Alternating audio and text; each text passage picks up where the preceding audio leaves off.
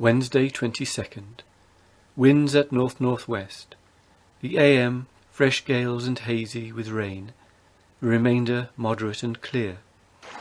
At 3 p.m, the tide of ebb making, we took up our anchors and got under sail, and plied down the river until 8 o'clock, when we came again to an anchor in 7 fathoms, muddy bottom. At 3 a.m, weighed with the first of the ebb, and kept plying until the flood obliged us to anchor again.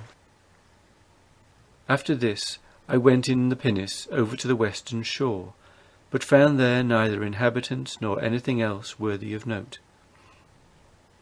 At the time I left the ship, a good many of the natives were alongside and on board, trafficking with our people for such trifles as they had, and seemed to behave as well as people could do. But one of them took the half-hour glass out of the bittercle, and was caught in the very act, and for which Mr. Hicks, who was commanding officer, brought him to the gangway and gave him a dozen lashes with a cat-o'-nine-tails. The rest of the people seemed not displeased at it when they came to know what it was for, and some old man beat the fellow after he had got into his canoe.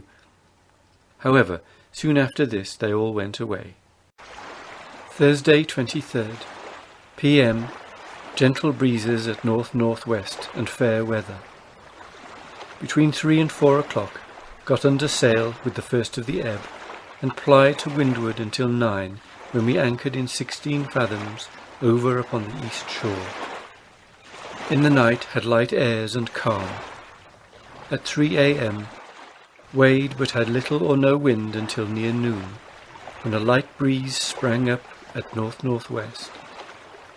At this time we were close under the west shore in 7 fathoms water, latitude 36 degrees 51 minutes south. Friday 24th. p.m. fresh gales and dark, cloudy, squally weather with thunder, lightning and rain. Winds from the northwest to the southwest, and this last carried us by 7 o'clock without the northwest point of the river. But the weather being bad, and having land on all sides of us, and a dark night coming on, I thought it most advisable to tack and stretch in under the point where we anchored in 19 fathoms. At 5 a.m. weighed and made sail to the northwest under our courses and double-reefed topsails, the wind being at southwest by west and west-southwest, a strong gale and squally blowing right off the land, which would not permit us to come near it, so that from the time of our getting under sail until noon we had but a slight and distant view of the coast, and was not able to distinguish whether the points we saw were parts of the main or islands laying before it, for we never once lost sight of the main land. At noon our latitude by observation was 36 degrees 15 minutes 20 seconds south, being at this time not above 2 miles from a point of land on the main, and 3½ leagues from a very high island which bore north-east by east of us. In this situation had 26 fathoms water. The farthest point we could see on the main bore from us northwest, but we could see several small islands laying to the northward of that direction.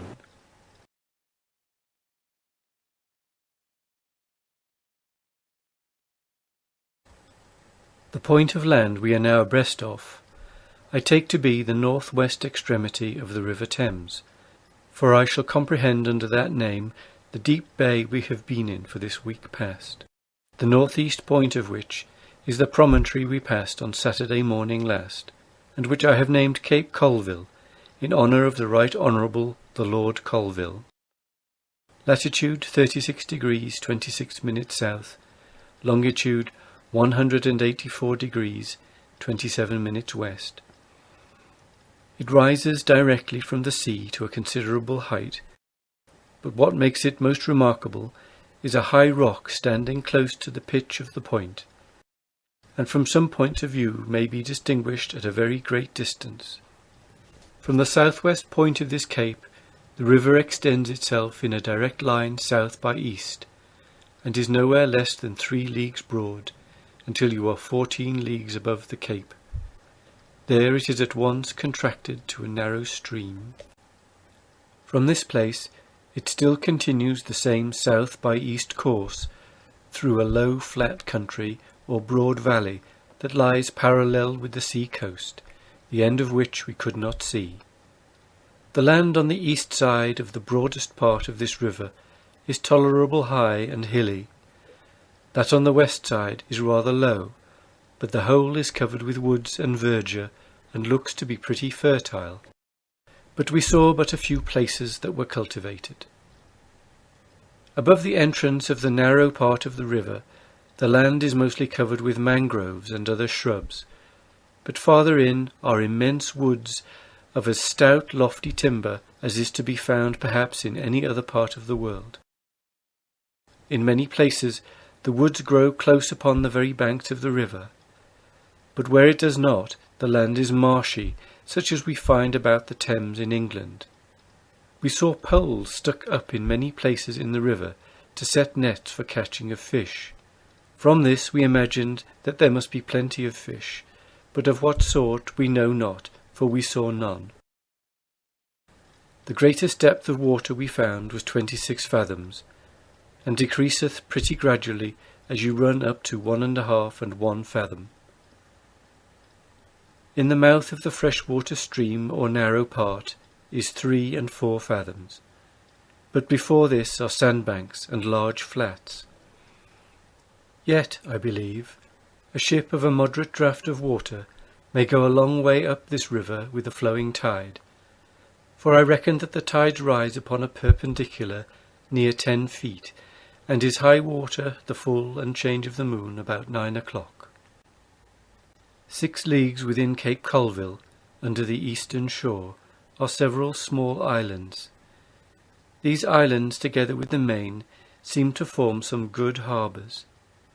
Opposite to these islands, under the western shore, lies some other islands, and it appeared very probable that these formed some good harbours likewise. But even supposing there were no harbours about this river, it is good anchoring in every part of it, where the depth of water is sufficient, being defended from the sea by a chain of large and small islands, which I have named Barrier Isles, lying across the mouth of it, extending themselves north-west and south-east 10 leagues. The south end of these islands lies north-east 4½ leagues from the north-west point of the river, which I have named Point Rodney. It lies west-northwest 9 leagues from Cape Colville, latitude 36 degrees 15 minutes, longitude 184 degrees 58 minutes west. The natives residing about this river do not appear to be very numerous, considering the great extent of country. At least not many came off to the ship at one time, and as we were but little ashore ourselves, we could not so well judge of their numbers. They are a strong, well-made, active people as any we have seen yet, and all of them paint their bodies with red ochre and oil from head to foot, a thing that we have not seen before. Their canoes are large, well built, and ornamented with carved work, in general as well as most we have seen.